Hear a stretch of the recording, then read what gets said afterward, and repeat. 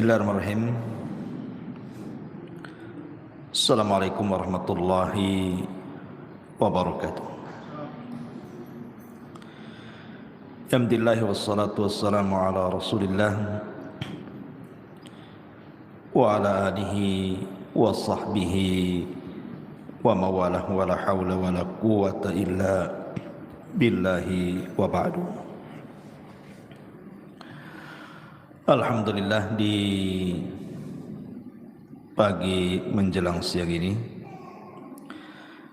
kita bisa kembali duduk di Masjid Nidaul Ilmi dalam rangka kajian rutin dan pembahasan. Di hari ini kita akan membahas seputar mukaffirat minadz dzunub, hal-hal yang bisa menghapuskan dosa-dosa.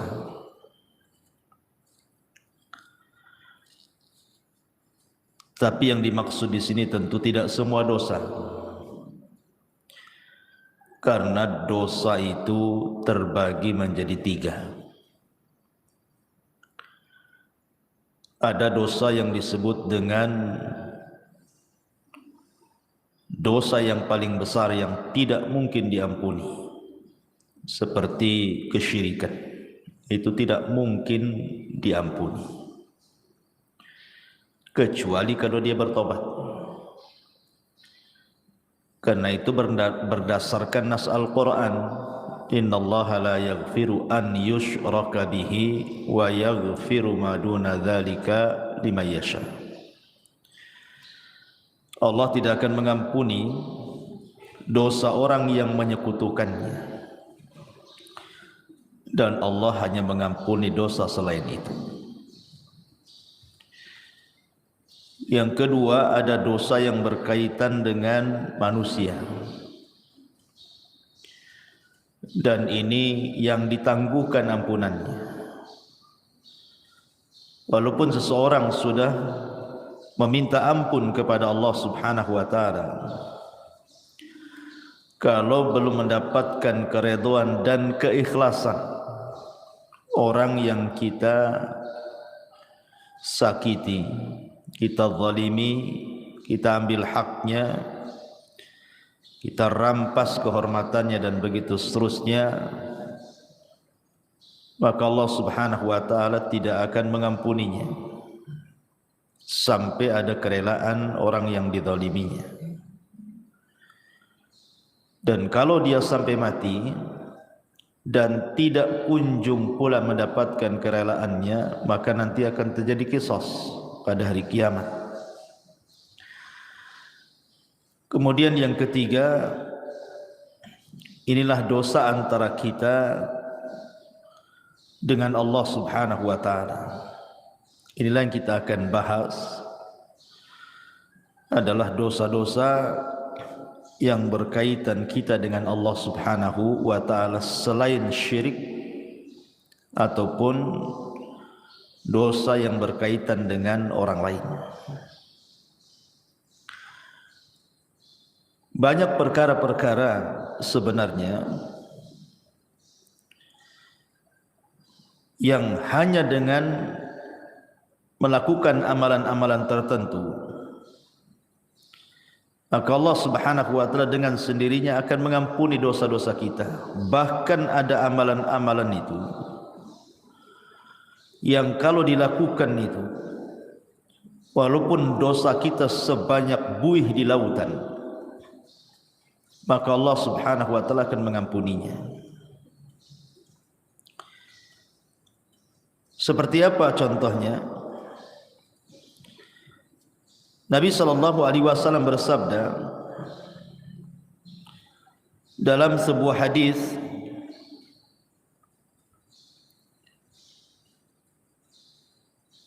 yang dikeluarkan oleh Imam Muslim dan yang lainnya, ketika menyebutkan riwayat tentang dosa-dosa yang akan diampuni walaupun dosa itu sebanyak buih di lautan. Kata Nabi sallallahu alaihi wasallam,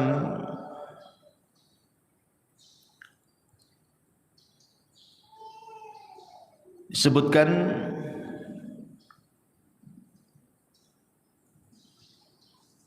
Taib.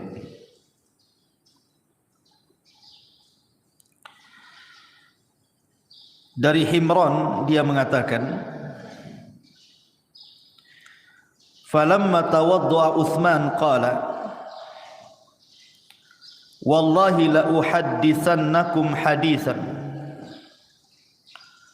wallahi laula ayah fi kitabillahi ma haddathtukumuhu inni sami'tu Rasulullah sallallahu alaihi wasallam yaqul la yatawadda rajulun fayuhsinu wudu'ahu thumma yusalli salata illa ghufira lahu ma bainahu wa baina as-salati allati taliha. Qala Urwah al-ayah innal ladzina yaktumuna ma anzalna minal bayyinati wal huda ila qawlihi al-la'inun, rawahu Muslim.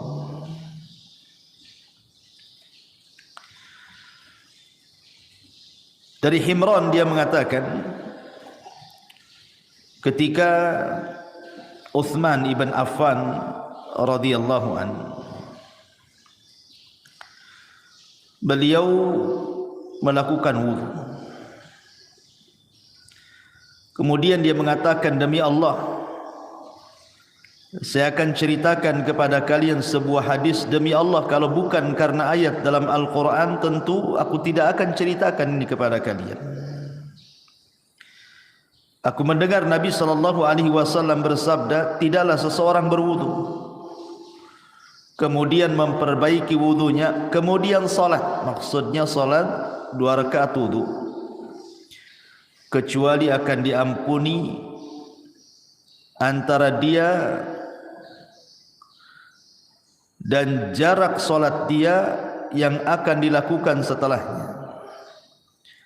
Maka Urwah mengatakan yang dimaksud ayat oleh Uthman itu adalah sesungguhnya orang-orang yang menyembunyikan apa yang kami turunkan dari keterangan-keterangan dan petunjuk sampai kepada perkataannya, merekalah orang-orang yang akan dilaknat oleh Allah Subhanahu wa ta'ala.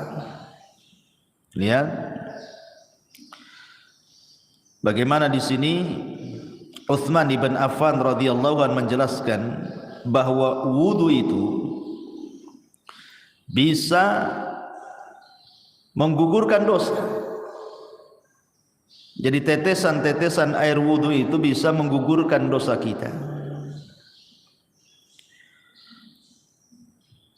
Artinya bahwa hanya semata-mata kita berwudu itu sudah diteteskan dosa-dosa kita lewat air wudu tadi.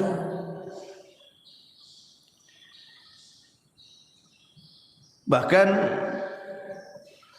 Nabi SAW juga mengatakan dalam riwayat Muslim dari Abi Hurairah radhiyallahu anhu, man sabbahallaha fi duburi kulli salatin thalathan wa thalathin wa hamidallaha thalathan wa thalathin wa kabbarallaha thalathan wa thalathin fatilka tis'atan wa tis'un wa qama tamamul mi'ati la ilaha illallah wahdahu la syarika lah lahul mulk wa lahul hamdu wa huwa ala kulli syai'in qadir ghufirat khatayahu wa in kanat mithla zabadil bahri. Jadi kalau seandainya wudu tadi Bu itu sudah menggugurkan dosa, semata-mata ibu wudu itu bisa menggugurkan dosa tuh dari air-air wudu itu. Kemudian ibu melaksanakan sholat wajib. Setelah sholat wajib itu kan ada zikir Bu.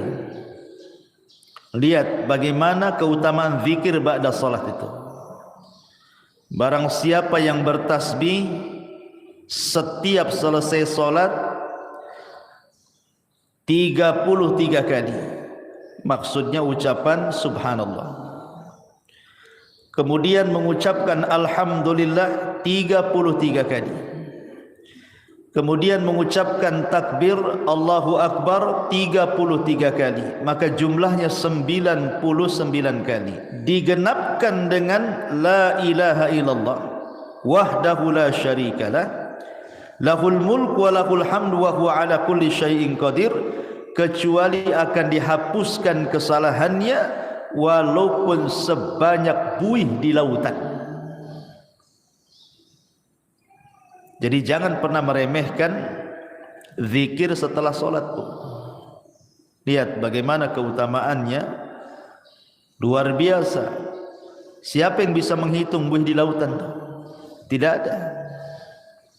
Tapi Nabi SAW mengatakan walaupun dosa kita seperti buih di lautan akan diampuni.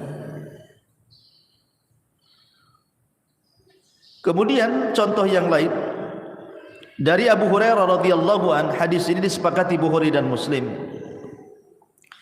Nabi SAW mengatakan man qala subhanallah wa bihamdi fi yaumin mi'ata marratin huttat khatayahu wa in kanat mithla zabadil bahri. Siapa yang melazimkan ucapan subhanallah wa bihamdi, kan mudah Bu ya, subhanallah wa bihamdi, sekali dengar saja hafal tuh. Fi yaumin mi'ata marrah, dalam satu hari itu 100 kali. Pamannya ibu bagilah, pagi berapa kali, siang berapa kali, sore berapa kali, malam berapa kali, pokoknya 100 kali dalam sehari. Tapi lihat pahalanya. Maka akan dihapuskan kesalahannya walaupun seperti buih di lautan. Subhanallah. Hanya mengucapkan subhanallah wa bihamdi 100 kali, itu sudah menghapuskan kesalahan kita walaupun sejumlah buih di lautan. Atau contoh yang lainnya, hadis dari Abi Hurairah yang dikeluarkan oleh Imam An-Nasa'i dan Ibnu Hibban dalam sahihnya. Man qala hina ya'wi ila firashihi la ilaha illallah wahdahu la syarika lah lahul mulku wa lahul hamdu wa huwa ala kulli syai'in qadir la haula wa la quwwata illa billahil aliyyil azim subhanallah walhamdulillah wa la ilaha illallah Allahu akbar ghufirat lahu dhunubuhu aw khatayahu wa in kanat mithla zabadil bahri. Siapa yang menuju pembaringannya sebelum tidur, maksudnya Bu, ibu baca la ilaha illallah wahdahu la syarikalah, tidak ada sembahan yang berhak disembah kecuali Allah, dialah semata yang tidak ada sekutu baginya. Lahul mulku wa lahul hamdu, baginya kerajaan, baginya pujian. Wa huwa ala kulli syai'in qadir, dan dia atas segala sesuatu maha mampu. La haula wa la quwata illa billahil aliyyil azim, tidak ada daya dan kekuatan kecuali milik Allah yang maha tinggi lagi maha agung. Subhanallah, maha suci Allah. Walhamdulillah, segala puji hanya milik Allah. Wa la ilaha illallah, tidak ada sembahan yang berhak disembah kecuali Allah. Wallahu akbar, dan Allah maha besar, kecuali akan diampuni dosanya atau kesalahannya walaupun kesalahan ibu itu sejumlah buih yang ada di lautan. Hanya membaca 1 kali ini saja loh sebelum tidur. La ilaha illallah wahdahu la syarikalah lahul mulku wa lahul hamdu wa huwa ala kulli syai'in qadir la haula wa la quwata illa billahil aliyyil azim subhanallah walhamdulillah wa la ilaha illallah Allahu akbar. Cukup menghapuskan kesalahan kita walaupun sejumlah buih yang ada di lautan. Subhanallah Bu ya. Lihat, sebenarnya amalan-amalan zikir seperti ini itu kan bisa kita lakukan, karena zikir itu bisa dilakukan, anak kecil bisa melakukannya, Orang remaja bisa melakukannya, orang dewasa bisa melakukannya, orang tua bisa melakukannya, laki-laki bisa, perempuan bisa, kapanpun bisa. Tidak harus mengeluarkan modal, yang penting dihafal, dibaca. Tapi lihat pahalanya. Menunjukkan bahwa zikir itu amalan yang luar biasa. Salah satu penyebab dosa-dosa kita diampuni adalah dengan cara berzikir, baik berzikir yang sudah ditetapkan seperti setelah solat yang saya tadi sebutkan, ataupun sebelum tidur, ataupun zikir umum tadi, membaca subhanallah wa bihamdi 100 kali. Tapi itu sudah cukup tuh menghapuskan dosa kita walaupun sejumlah buih di lautan. Luar biasa. Sebenarnya Islam itu mudah gitu ya. Cuman kita saja yang kadang-kadang sulit untuk atau malas untuk melakukannya. Zikir kan beda Bu dengan solat. Harus ke masjid kalau laki-laki, harus ada gerakan walaupun ibu di rumah. Zakat harus pakai harta, haji apalagi capek-capek. Zikirnya hanya ngomong saja. Itu saja kadang-kadang malas kita berzikir. Tapi kita akan sebutkan beberapa amalan yang bisa menghapuskan banyak dosa. Yang pertama, bersolawat. Bersolawat kepada Nabi sallallahu alaihi wasallam.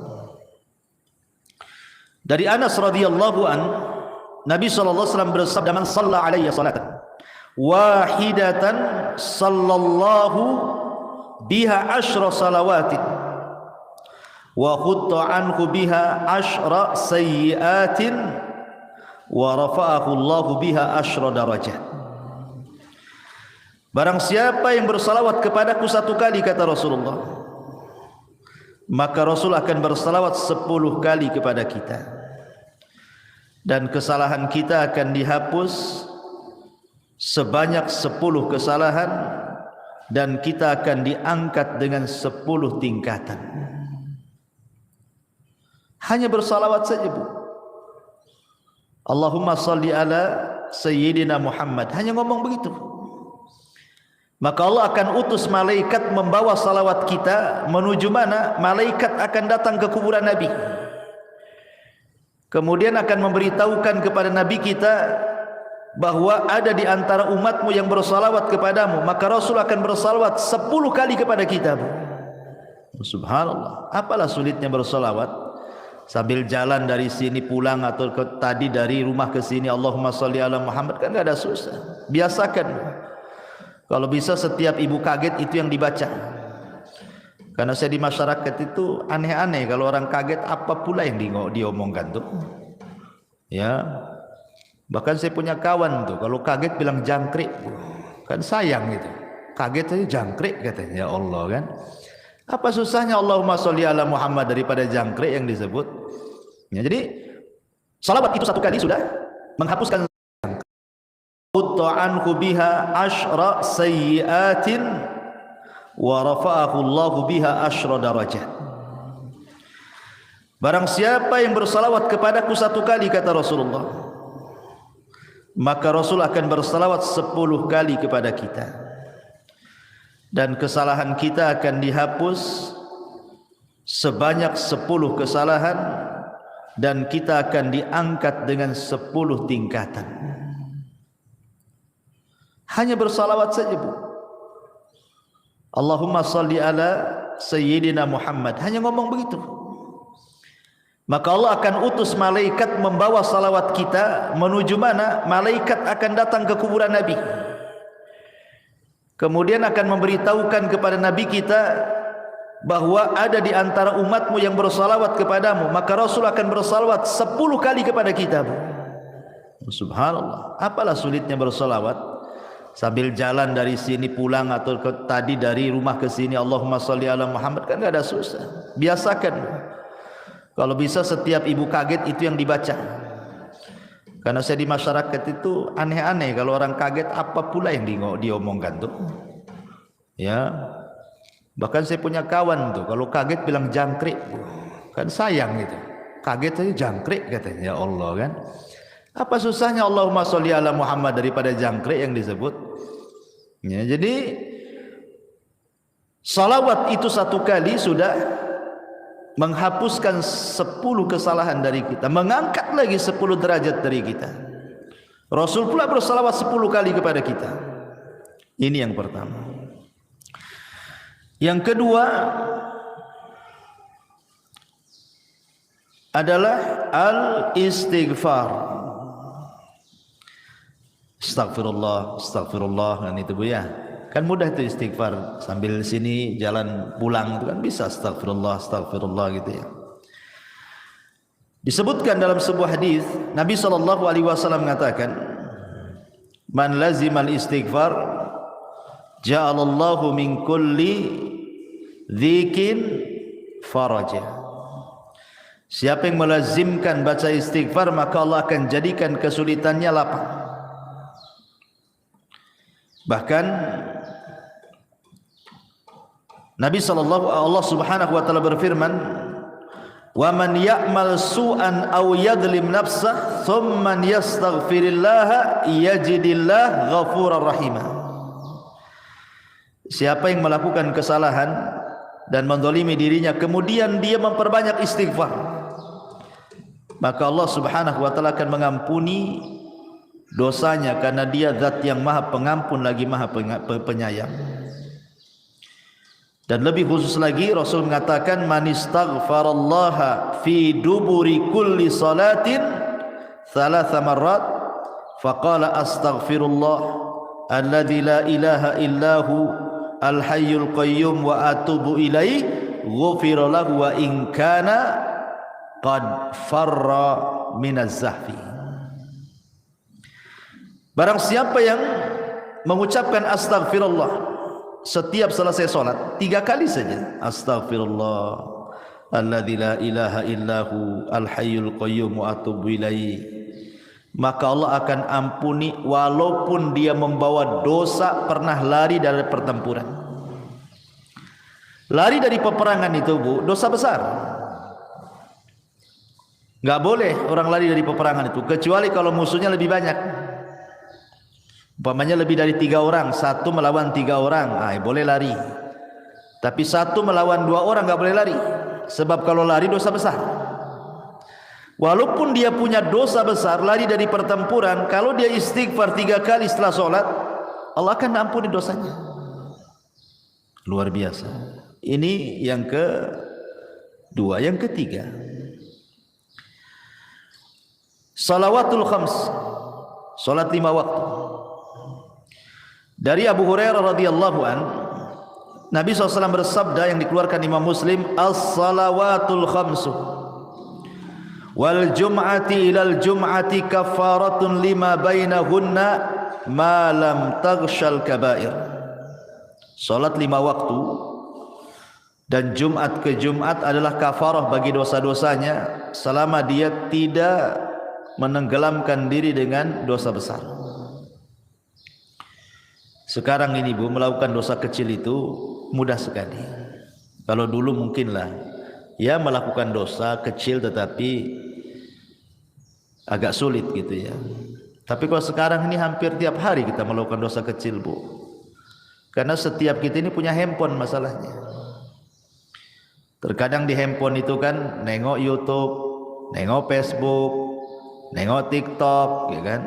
Atau apalah gitu ya. Terkadang nengok aurat di situ, entah laki-laki entah perempuan, ya, yang di iklan-iklan lewat gitu kan. Kadang-kadang yang lewat di iklan itu kan nggak pakai jilbab juga tuh.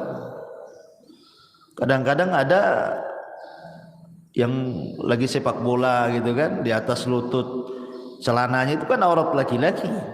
Kadang terlihat laki-laki, terlihat aurat perempuan hampir setiap hari.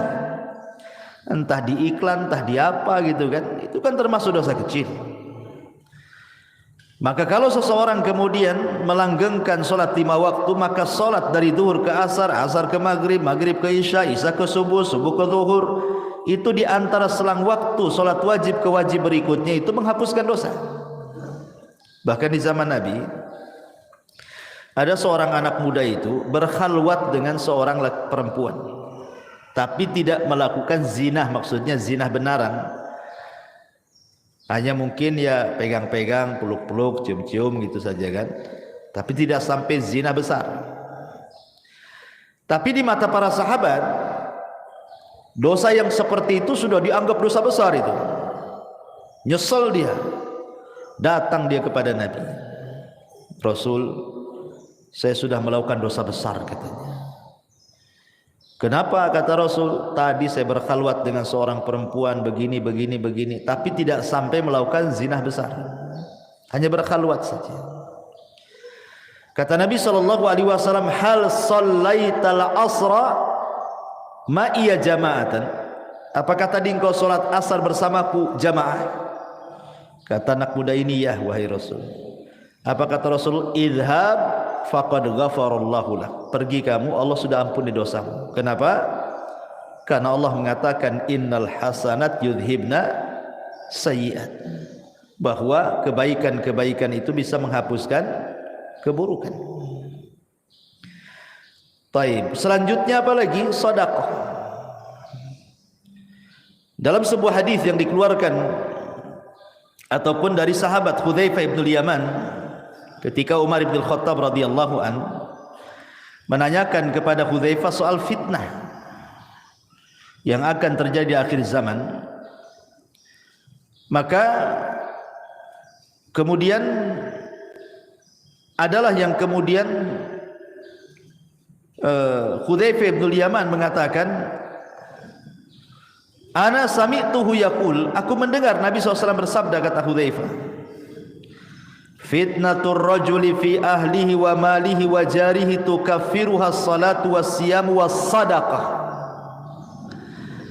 Fitnah seseorang dari keluarganya, dari hartanya, dari tetangganya itu bisa digugurkan dengan salat, puasa dan sedekah.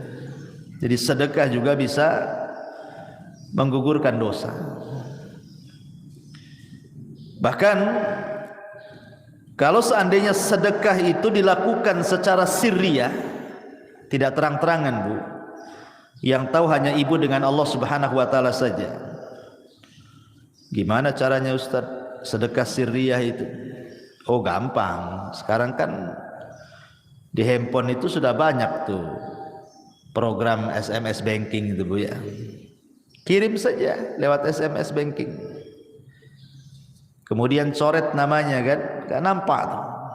Pengirimnya dicoret, kan tidak ada yang tahu siapa pengirimnya. Sudah gitu saja, tinggal konfirmasi. Ya, jangan dikasih tahu konfirmasinya. Kalau udah tahu nomornya, tahu pula dia kan, pakai nomor lain. Ya, jadi orang tak tahu yang dari sumbangan tuh.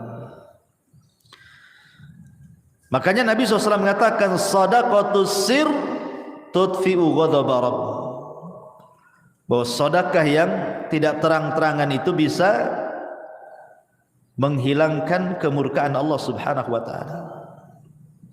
Bahkan dalam riwayat, tudfi'ul khati'ah kama yudfi'ul ma'un nar, bisa menghilangkan kesalahan seperti api bisa dipadamkan dengan air. Rawahu Tirmidzi. Jadi sedekah juga bisa menggugurkan dosa.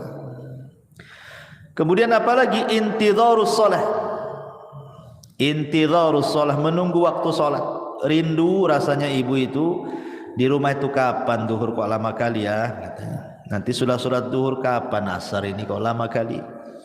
Habis asar, aduh kapan nih maghrib ini kok lama kali. Ini terbalik, aduh udah duhur lagi katanya. Nanti asar, cepat kali waktu ini, baru tadi itu sudah asar. Ah, itu sholat jadi beban bagi dia tuh kalau ngomong kayak gitu tuh. Tapi kalau orang rindu menunggu sholat dan ingin sholat kembali, maka Nabi SAW mengatakan, isbagul wudu fil makari wa i'malul aqdam ilal masajid wa intidharus salati ba'das salah yughassilul khataya ghuslan. Sempurnakan wudumu ketika engkau susah untuk berwudu, entah airnya dingin, kayak sekarang kan lagi hujan terus nih di Batam nih, perasaan greges terus kan, Bu, ya, dingin-dingin terus. Apalagi datang subuh, nengok air kayak nengok es gitu ya. Tapi dipaksakan wudu, nah, itu namanya menyempurnakan wudu. Gak suka nyentuh air pun tetap dia berwudu. Ataupun melangkahkan kaki ke masjid, ataupun menunggu sholat setelah sholat, maka itu bisa mencuci kesalahan-kesalahannya. Hadis ini sahih ala syarti Muslim dan dikatakan oleh Syekh Albani sebagai hadis sahih. Jadi menunggu sholat ke sholat itu bisa menggugurkan dosa. Kemudian apalagi seseorang yang terkena penyakit ataupun seseorang yang dilanda kesulitan, kesedihan, masalah gitu ya. Kemudian dia sabar. Kata Nabi sallallahu alaihi wasallam dari hadis Aisyah radhiyallahu anha, "Ma min musibatin tusibul muslim illa kaffarallahu biha anhu hatta syaukata yusyakah."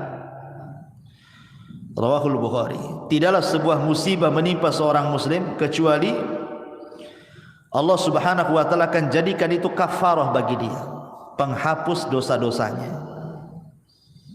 Sampai kepada duri yang menancap sekalipun kalau dia sabar. Umpamanya ibu nih jalan kaki dari sini, tiba-tiba kok ada lah yang nancap itu, entah tusuk sate gitu ya, atau mungkin duri tanaman. Kemudian ibu merasakan sakit, tapi ibu tidak ngeluh, ibu sabar gitu ya. Alhamdulillah, mudah-mudahan ini jadi penghapus dosa gitu ya. Nah, itu bisa menghapuskan dosa tuh. Ya. Tapi jangan ditusukkan, ambil peniti, tusukkan pula kan itu. Nah, itu sengaja ditusuk-tusukkan. Tak boleh itu menyakiti badan. Karena badan ini milik Allah. Dari ujung rambut sampai kaki itu milik Allah, tidak boleh disakiti. Kalau kita disakiti oleh diri sendiri, sengaja ambil peniti dicolokkan gitu ya ke badan kita, berdosa kita. Karena badan ini amanah Allah, milik Allah semuanya, harus dijaga. Ya. Kemudian juga mengucapkan alhamdulillah setelah makan, Bu. Ibu makan nih, makan apa saja. Entah makan nasi, entah makan bakso, entah makan mie, entah makan apa sajalah ya. Yang penting setelah makan, ibu mengucapkan alhamdulillah. Man akala ta'aman thumma qala alhamdulillah. Barang siapa yang mengucapkan alhamdulillah setelah dia makan, maka ghufira lahu ma taqaddama min dzambihi wa ma ta'akhkhar. Dia akan dihapuskan dosa-dosanya yang telah dan yang berlalu. Subhanallah. Hanya mengucapkan alhamdulillah saja habis makan, Bu. Itu sudah bisa menghapuskan dosa, kan luar biasa. Apalah susahnya alhamdulillah habis makan. Ya. Kemudian juga ketika salat, Bu. Ketika amin, ketika imam mengatakan ghairil maghdubi alaihim waladdallin, amin ya gitu ya. Ketika imam mengatakan amin, nah, kita juga ikut tuh amin. Artinya aminnya imam dengan aminnya makmum itu harus sama. Jangan imam dulu baru makmum, tidak. Dengar imam waladdallin saja, nah, langsung ibu amin. Jadi aminnya ibu dengan aminnya imam itu sama. Maka kata Nabi sallallahu alaihi wasallam, "Idza ammanal imam fa aminu fa innahu man wafaqa ta'minahu ta'minal malaikati ghufira lahu ma taqaddama min dzambi." Lihat, apabila imam mengucapkan amin, maka aminlah. Maka barang siapa yang cocok antara aminnya ia dengan aminnya makmum, setara gitu ya, sama-sama, kemudian bertepatan pula dengan aminnya malaikat, maka akan diampuni dosa-dosanya. Coba ngucapin amin saja loh, diampuni dosanya. Luar biasa. Ya, tapi yang benar, jangan kayak anak-anak amin, kayak gitu ya. Jadi harus ada wazannya amin itu. Amin itu dibaca dua wazan, Bu. bisa menggunakan wazan fa'ilun, ya, atau fa'ilun, dibaca amin atau amin. Nah, dua bacaan Bu, amin itu dua bacaan, ala wazni fa'ilun atau fa'ilun gitu ya. Bisa dibaca amin ataupun amin. Nah, dua-duanya boleh. Karena arti amin itu artinya ya Allah kabulkan doaku. Allahumma istajibli, itu arti amin itu. Jadi jangan main-main dengan amin itu, karena amin itu meminta kepada Allah agar doa kita dikabulkan dalam sholat. Kemudian juga contoh amalan yang lain adalah al-masyu ilal masajid, melangkah ke masjid. Itu pun termasuk yang bisa menggugurkan dosa. Seperti hadis yang tadi saya baca, isbagul wudu alal makarih wa kathratul khuta ila al masajid, ghufira lahu ma taqaddama min dhanbi. Kemudian juga yang selanjutnya, bagi laki-laki al-muhafadhati ala salatil jum'ah, yang menjaga salat Jumat. Karena Rasul mengatakan al-jum'atu ila al-jum'ati kafaratun lima bainahuma. Subhanallah. Jadi kalau seorang laki-laki melaksanakan Jumat nih, pemain Jumat ini, betul-betul dia melaksanakan Jumat lah. Kemudian nanti ketemu Jumat minggu depan tuh Bu, antara Jumat sekarang dengan Jumat minggu depan itu dosa kita sudah diampuni itu. Ya, makanya ibu dorong suami itu jangan malas-malas ke masjid untuk sholat Jumat kalau datang Jumatan itu. Cepatlah bang ke masjid biar dapat unta. Nanti kalau terakhir nggak dapat tuh telur ayam pun tidak dapat gitu ya. Kemudian juga yang bisa menghapuskan dosa adalah kafaratul majlis Bu. Ingat ibu ya, kafaratul majlis itu penting Bu. Ibu umpamanya datang ke arisan atau mungkin datang ke kondangan, atau ibu main ke rumah kawan, entah berdua, entah bertiga, entah berempat, ngobrol lah ibu di situ sambil makan rujak, ya kan? Nanti Bu setelah pulang Bu, setelah selesai mau balik nih Bu ya, jangan lupa Bu baca kafaratul majlis. Subhanakallahumma bihamdika asyhadu an la ilaha illa anta astaghfiruka wa atubu ilaik. Kata kawannya, kayak ustad aja katanya. Ini habis ngaji ya. Bukan kafaratul majlis, bukan penutup kajian. Kafaratul majlis itu penutup majlis. Kenapa Bu disarankan membaca kafaratul majlis? Yang namanya orang ngobrol bertiga, berempat, apalagi orang rame Bu, terkadang adalah yang keseleo ngomong tuh, entah keseleo akhirnya bicarakan orang, entah terlalu kasar nyinggung orang yang ada di situ. Coba bayangkan, coba ibu datang ke rumah kawan tak ada dosa, tahu-tahu ngobrol di situ jadi punya dosa. Akhirnya apa? Gibain orang, atau mungkin tersinggunglah orang yang ada di situ dengan ucapan ibu gitu ya, atau dengan intonasi ibu disangka ibu marah, jadi orang nggak enak kan. Nah, supaya hilang dosa-dosa di majelis itu Bu, pulang tak bawa dosa, berangkat tak bawa dosa, gitu maksudnya. Supaya pulang pergi itu betul-betul tak bawa dosa. Jangan pula berangkat tak bawa dosa, pulang pula bawa dosa. Nah, itu pentingnya kafaratul majlis. Kemudian juga ibu kalau dengar azan Bu, kan di situ ada doa. Ya, doa apabila ibu mendengar suara muazzin. Kata Nabi SAW, biasakan kalau umpamanya ibu kan setelah membaca, kata Rasul kalau muazzin bilang Allahu Akbar ya kita Allahu Akbar kan itu ya, sampai kepada hayya ala taini ya, hayya ala shalah ya al falah kan tidak sama tuh jawabannya.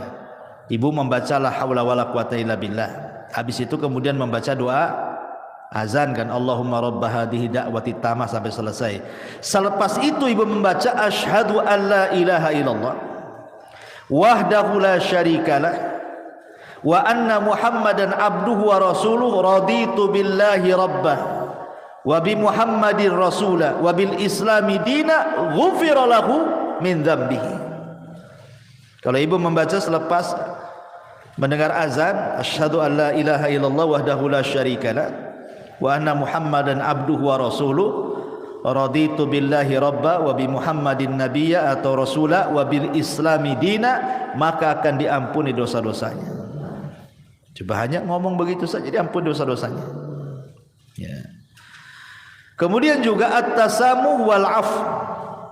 At-tasamuh wal af, memaafkan orang dan berlapang dada dari orang. Karena dalam sebuah ayat surah Al-Imran ayat 133 sampai 134 Allah mengatakan, wasari'u ila maghfiratin min rabbikum wa jannatin arduhas samawati wal ardu uiddat lil muttaqin.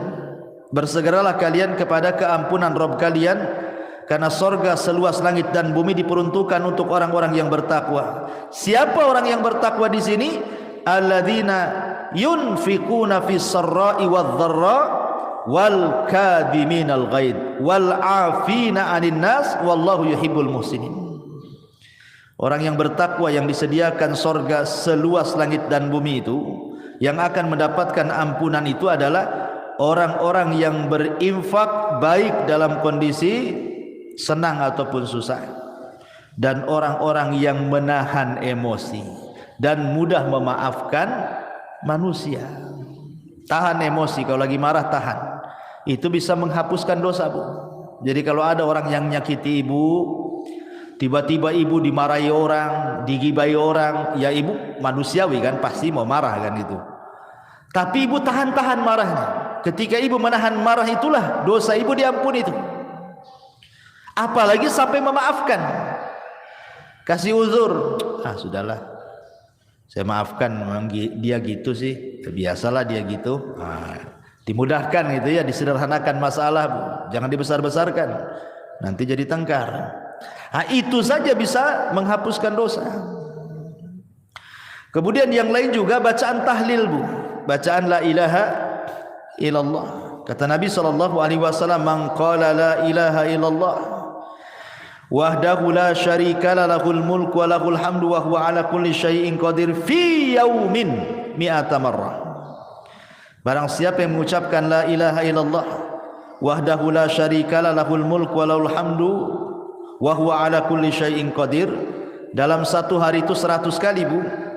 Apa kata Rasul? Kanat adlu asyri riqabin wa kutibat lahu mi'atu hasanatin wa muhiyat anhu mi'atu sayyiatin.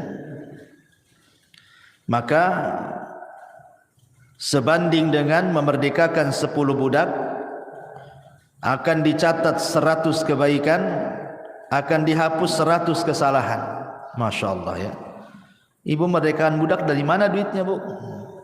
Cukup membaca ini saja 100 kali sama dengan ibu merdekakan budak 10 budak.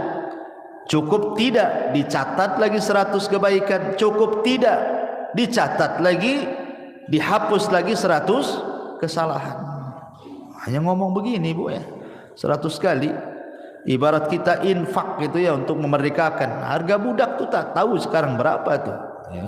Tapi cukup membaca ini 100 kali saja sudah sama dengan memerdekakan 10 budak. 100 kesalahan dihapus, 100 kebaikan dicatat. Subhanallah.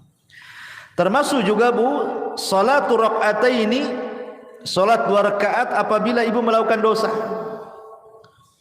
Ibu habis gibah nih di tetangga nih, lama pula gibahnya setengah hari, baru balik, aduh mak, saya sudah gibai orang nih, nantilah, langsung ibu telepon sama yang digibai itu, saya minta maaf loh, tadi saya yang gibai anti loh, minta maaf ya.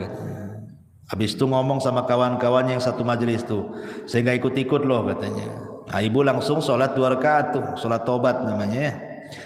Maka kata Nabi SAW, ma min abdin aznaba dzamban fayuhsinu tuhur thumma yaqumu fayusalli rak'ataini thumma yastaghfirullah illa ghufirallah.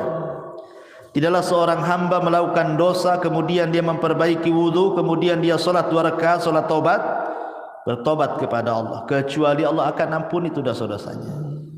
Ya. Kemudian juga yang bisa menghapuskan dosa adalah ittiba'us sayyi'ah al-hasanah, ikuti yang buruk dengan yang baik. Jadi kalau seandainya satu hari ini kita melakukan keburukan, maka buatlah satu hari ini juga melakukan kebaikan.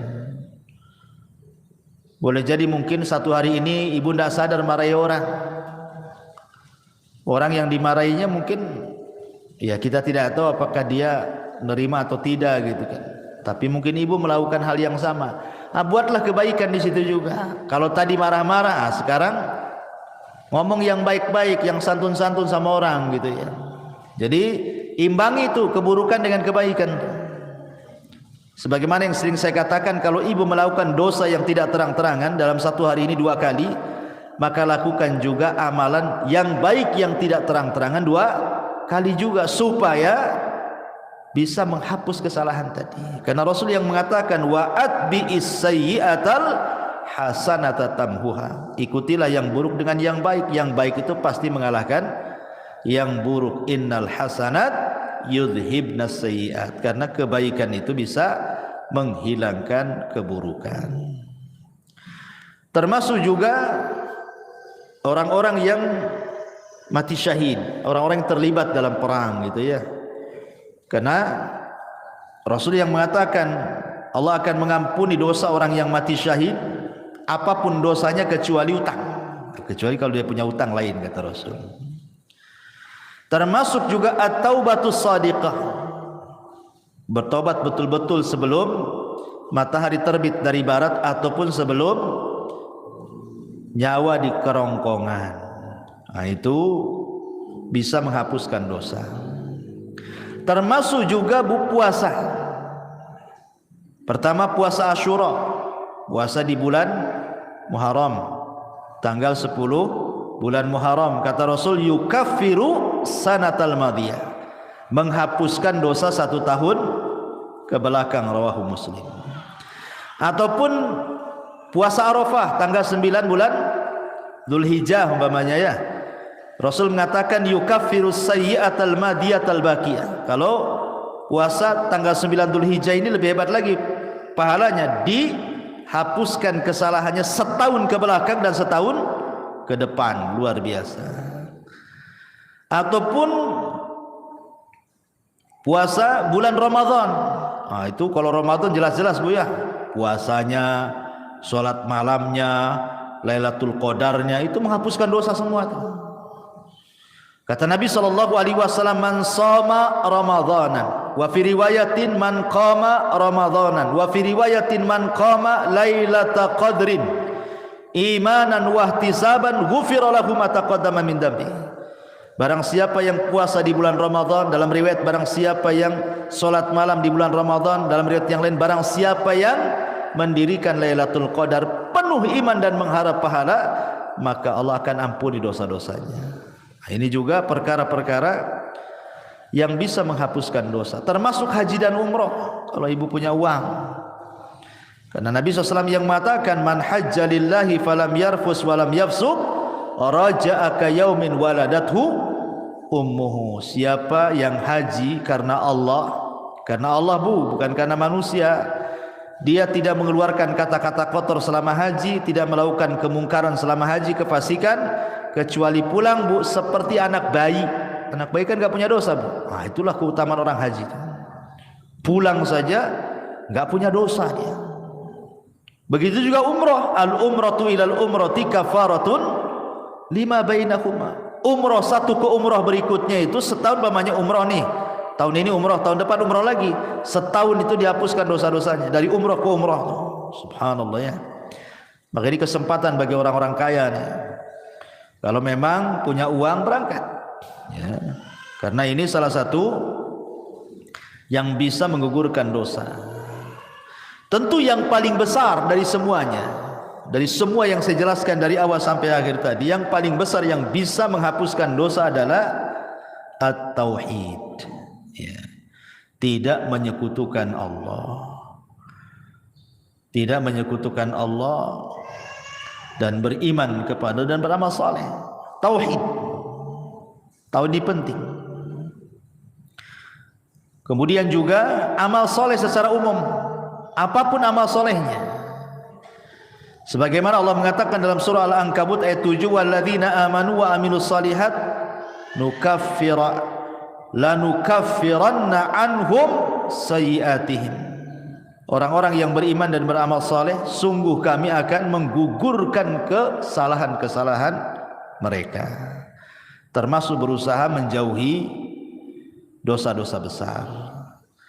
Dalam surah An-Nisa 31 Allah mengatakan in tajtanibu kabaira ma tunhauna anhu nukaffiru ankum sayyi'atikum. Jika kalian menjauhi dosa-dosa besar, syirik, zina, minum khamar dan begitu seterusnya, apa yang telah dilarang, maka kami akan gugurkan dari kalian kesalahan kalian. Termasuk juga berusaha menjadi orang yang takwa, menjalankan perintah, menjauhi larangan, gitu ya. Karena Allah mengatakan wa man yattaqillaha yukaffir anhu sayyiatihi, barang siapa yang bertakwa kepada Allah maka Allah akan hapuskan dosa-dosanya. Dan juga penting taubah as-sadiqah, betul-betul bertobat dengan tobat yang jujur. Tapi kalau seandainya ini berkaitan dengan dosa besar, maka ada tambahan, bukan hanya sekedar amalan-amalan yang saya tadi sebutkan. Kalau berkaitan dengan dosa besar, ada lagi tambahan. Pertama, ikhlas, niat ingin bertobat. Yang kedua, al-iqla', betul-betul melepas dosa dan meninggalkan. Yang ketiga, an-nadam, menyesal kenapa saya melakukan dosa. Yang keempat, aqdul azmi, betul-betul berjanji tidak mungkin kembali ke dosa itu. Kemudian yang kelima, ikuti dosa yang sudah dilakukan dengan kebaikan supaya dosanya bisa terhapuskan. Dan kalau itu berkaitan dengan hak adami, hak-hak manusia, maka kembalikan. Pernah ngambil, balikin apa yang sudah diambil. Pernah zalimi, minta keridhaannya agar dimaafkan kezalimannya. Dan begitu seterusnya. Ma'asyiral muslimat yang dimuliakan Allah Azza wa Jalla. Adapun tentang keutamaan taubat sendiri, bertobat kepada Allah Azza wa Jalla. Yang pertama, taubat itu menjadi penyebab Allah itu suka dengan kita. Makanya ada doa, Allahumma ij'alni minat tawwabin waj'alni minal mutatahhirin. Setiap kita habis wudu itu kan, ya Allah jadikan aku termasuk orang-orang yang bertobat dan termasuk orang-orang yang bersuci. Setiap wudu kita meminta kepada Allah seperti itu kan. Kenapa? Karena Allah mengatakan innallaha yuhibbu tawwabin wa yuhibbul mutatahhirin, karena Allah suka dengan orang-orang yang tobat dan suka dengan orang-orang yang bersuci. Ya.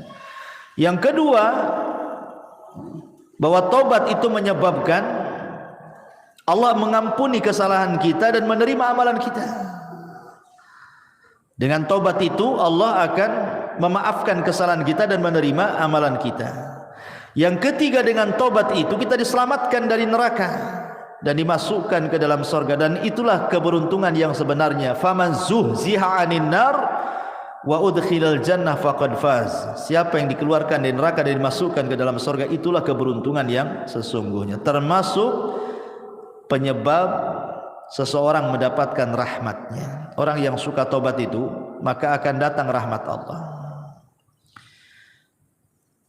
Karena Allah mengatakan Allah itu lebih senang dengan tobatnya seorang hamba dibandingkan seseorang yang safar ke padang pasir bawa unta dan semua perbekalannya di atas unta.